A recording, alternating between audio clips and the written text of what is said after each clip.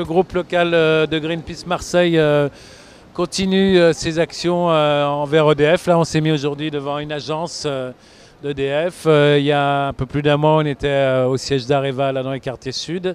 Et on continuera ce genre d'action où on dépose symboliquement des poubelles de déchets nucléaires devant les instances EDF parce que l'exportation de déchets nucléaires vers la Russie continue.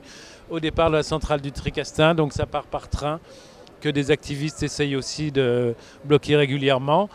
Et ça part ensuite à Cherbourg, au Havre, en bateau, vers la Russie.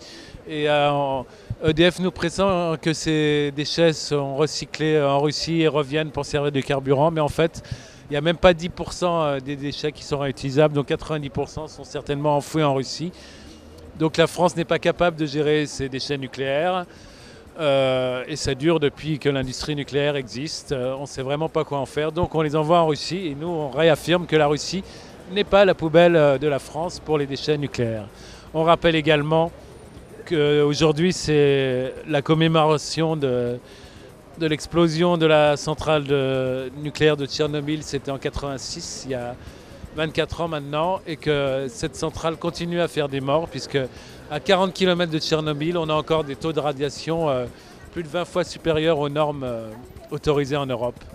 Et on ne parle pas des malformations, bien sûr, et de tous les gens qui ont subi cette explosion depuis les années 80 jusqu'en France, contrairement à ce qu'a prétendu le gouvernement de l'époque.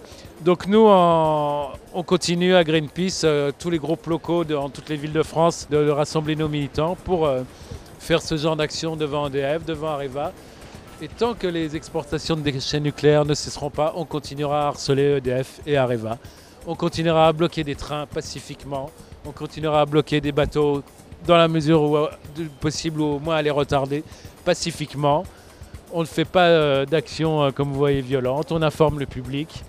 Et on veut juste qu'EDF gère ses déchets nucléaires sur place, sur le lieu de la centrale, en attendant de fermer ces centrales et de changer de fonctionnement énergétique en France. Car on rappelle que la France est la première puissance nucléaire européenne et qu'on met vraiment beaucoup de temps à faire comme en Allemagne ou dans d'autres pays d'Europe, à passer aux énergies renouvelables.